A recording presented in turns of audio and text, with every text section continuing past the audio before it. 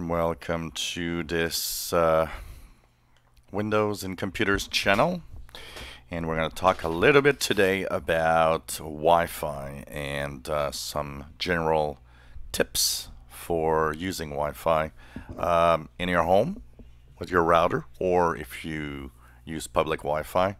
There's a few things to be careful for sure. So the reasons why I'm talking about it today is World Wi-Fi Day. Yes, there is such a thing apparently. And I was looking at statistics. 1.75 billion people around the world are actually without any type of Wi-Fi. That's one interesting one. But still, billions of people are using Wi-Fi quite regularly. Wi-Fi is very popular, public Wi-Fi also, because of a lot of the services that have data caps. So the first Wi-Fi is the one in your home, and the one in your home, well, it consists of a router, usually. Now, one of the things you need to know about this is that there are two ways you get your router. You might be, the router might be provided by your internet service provider. Some of you have that. Some of you have maybe bought a router, and of course, there's something called mesh routing, which is basically the routers interconnected together to provide internet, especially when you got a big home to cover.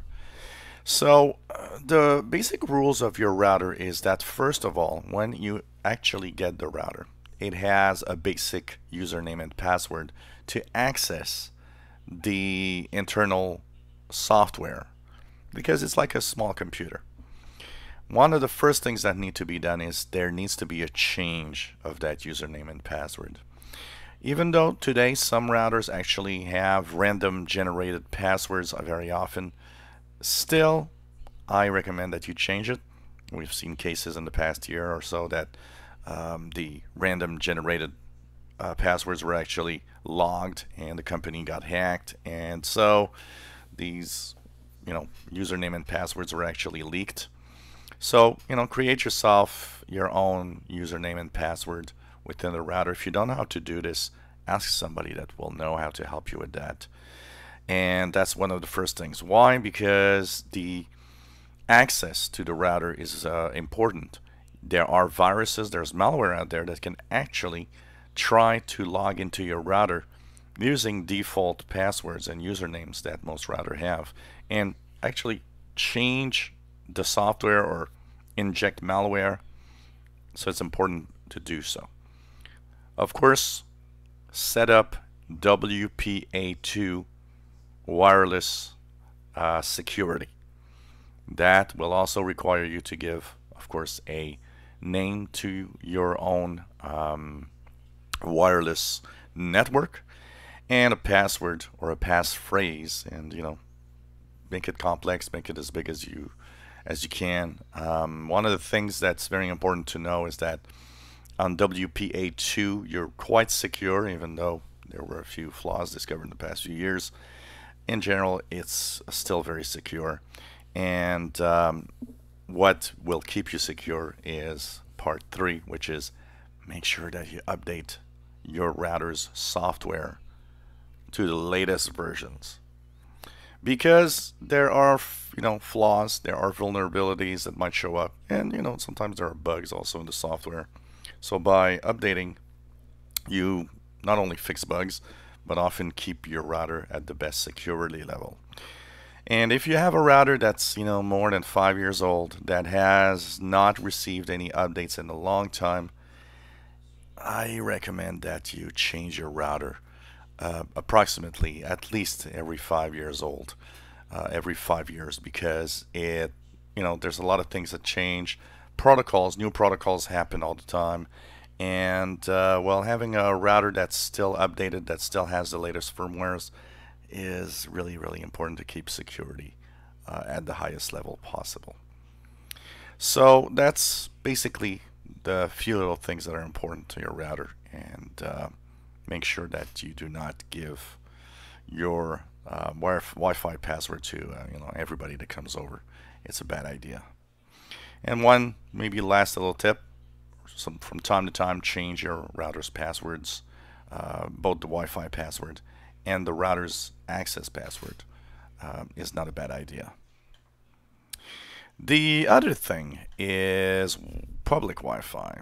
Public Wi-Fi is extremely popular. Why? Because a lot of people have limits to their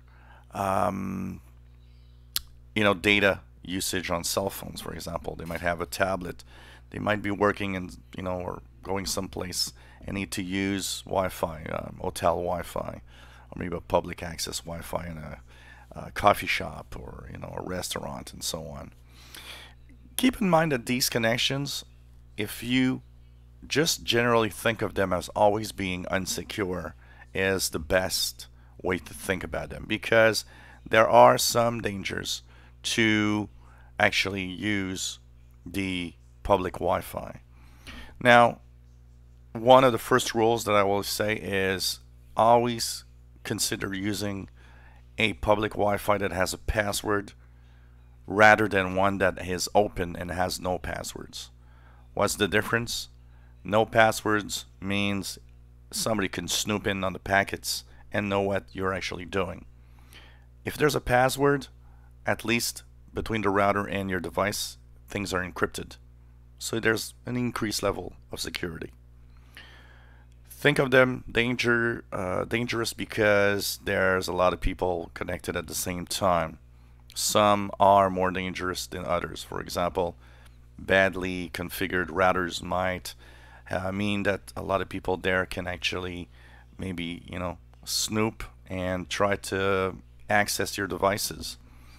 So that's very important to keep your devices up to date all the time with the latest security updates.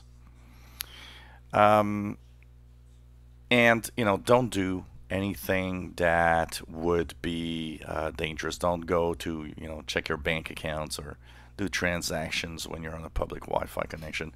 Wait till you're back home on your private home network to do these things, and try to limit your use of public Wi-Fi to the minimum of what you can do.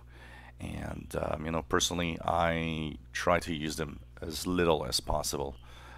Typically the last few times that I connected to a public Wi-Fi was mostly to upload a YouTube video because they take too much data, so I needed to connect to Wi-Fi to upload it.